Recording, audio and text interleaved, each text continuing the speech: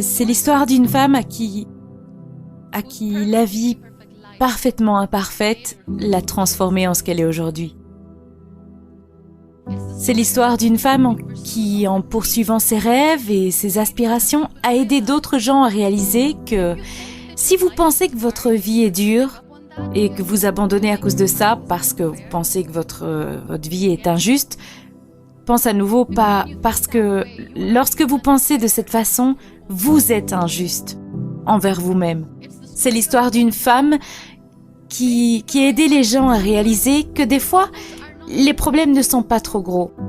Nous sommes trop petits parce que nous sommes pas capables de les gérer.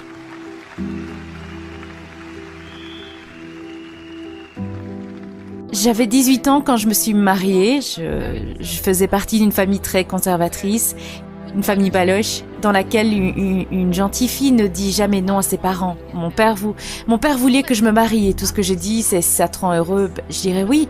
Et bien sûr, ça n'a jamais été un mariage heureux. Juste environ 2 ans après m'être mariée, il y a environ 9 ans, j'ai eu un accident de voiture. Mon mari s'est endormi au volant et la voiture est tombée dans le fossé.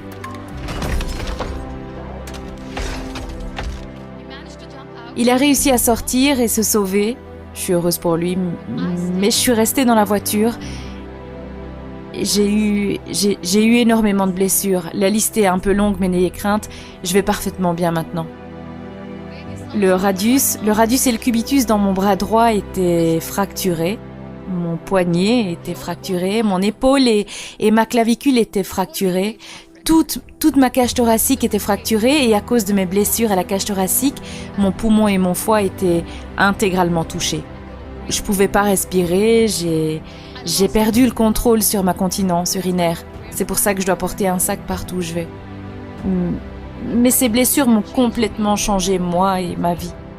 3 de mes vertèbres étaient totalement détruites et j'étais paralysée pour le restant de mes jours. Beaucoup de gens sont venus me secourir, ils m'ont donné les premiers secours, ils m'ont tiré en dehors de la voiture et lorsqu'ils m'ont retiré de la voiture, j'ai eu une section complète de ma moelle épinière. 2 mois et demi à l'hôpital ont été horribles. Je vais pas inventer des histoires juste pour vous inspirer. J'étais au bord du désespoir. Et un jour, le docteur est venu vers moi. Il m'a dit « J'ai entendu que vous vouliez devenir une artiste, mais vous êtes devenue une femme de famille, une femme au foyer. J'ai une mauvaise nouvelle pour vous.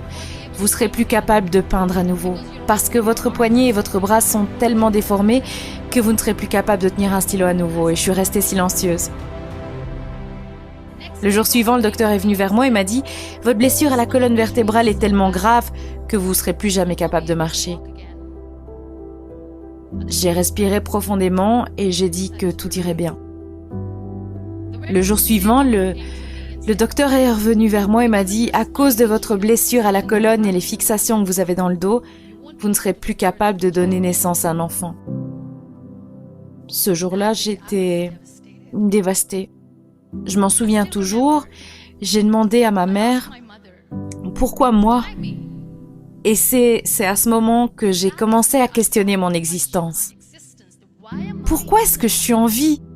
À quoi bon vivre? Je peux pas marcher, je peux pas peindre, ok? Mais je peux pas être une mère. Et nous avons cette idée dans notre tête en tant que femme que nous sommes incomplètes si nous n'avons pas d'enfants. Je vais être une femme incomplète pour le reste de mes jours.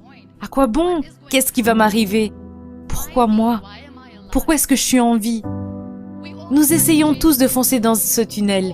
Nous faisons tout ça parce que nous voyons la lumière au bout de ce tunnel, ce qui nous fait continuer. Mes chers amis, dans ma situation, il y avait un tunnel dans lequel je devais avancer, mais il n'y avait pas de lumière. C'est là que j'ai réalisé que les mots avaient le pouvoir de guérir les esprits. Ma mère m'a dit « ça aussi, ça passera ». Dieu a un plus grand plan pour toi, je ne sais pas ce que c'est, mais il en a un.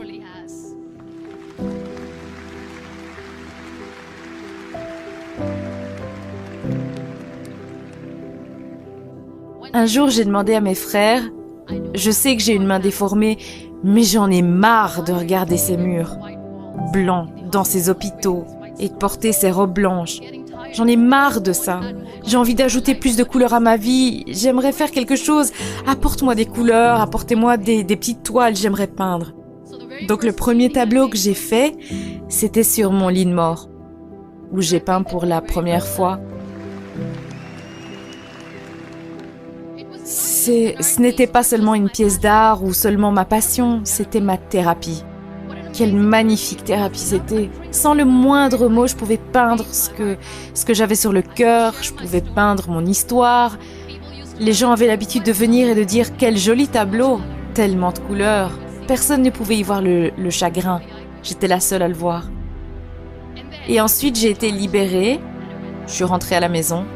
Il y avait beaucoup d'infections dans mon corps, beaucoup d'allergies, donc le docteur voulait que je sois couchée droite sur un lit. Pas pendant 6 mois, non. Pas 1 an, mais pendant 2 ans. J'étais clouée au lit, enfermée dans cette pièce, regardant par la fenêtre, écoutant les oiseaux chanter. Et pensant que peut-être un jour on ira dehors avec la famille pour apprécier la nature.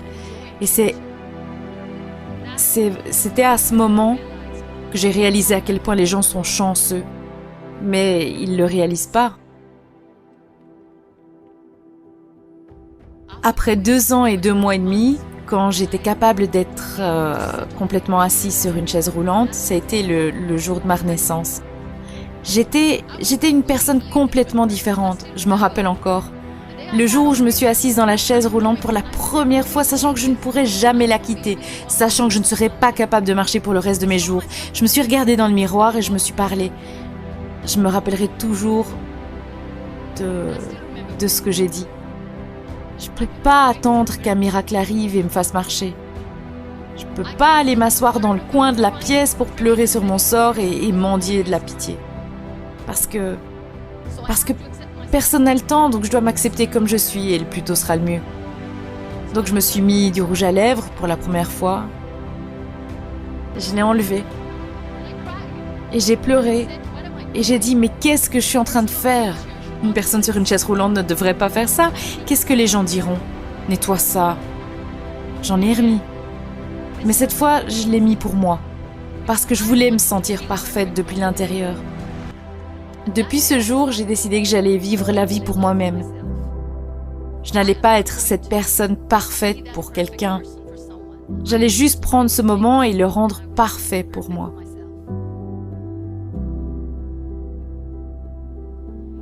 Je ne serais plus capable d'être mère et ça a été dévastateur pour moi. Mais ensuite, j'ai réalisé, il y a tellement d'enfants dans le monde, tout ce qu'ils veulent, c'est d'être acceptés, donc il n'y a pas de sens à pleurer. Vas-y, adopte-en un. C'est ce que j'ai fait.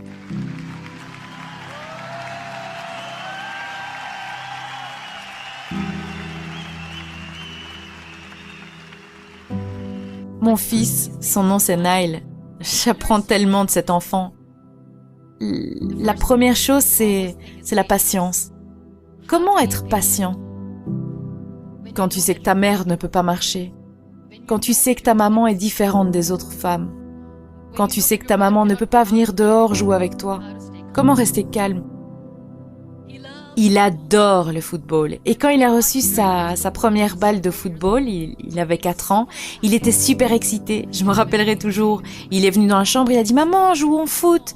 Et il a mis le ballon à mes pieds. Il m'a dit « Frappe-le !» Ce jour-là, je me suis sentie handicapée. Je lui ai dit « Je peux pas taper le ballon. » J'étais déprimée, avec le même visage. Il m'a regardée, il a dit « Bah, c'est pas grave, tes jambes ne fonctionnent pas, mais tes mains fonctionnent. Jouons à rattraper le ballon. »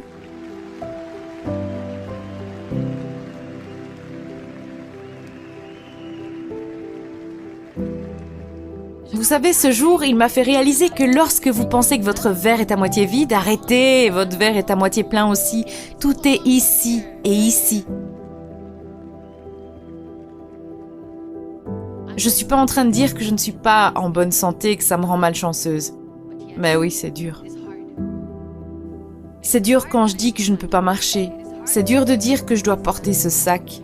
Ça fait du mal, mais je dois continuer à aller de l'avant. Parce que ne jamais abandonner est la bonne façon de vivre. Toujours.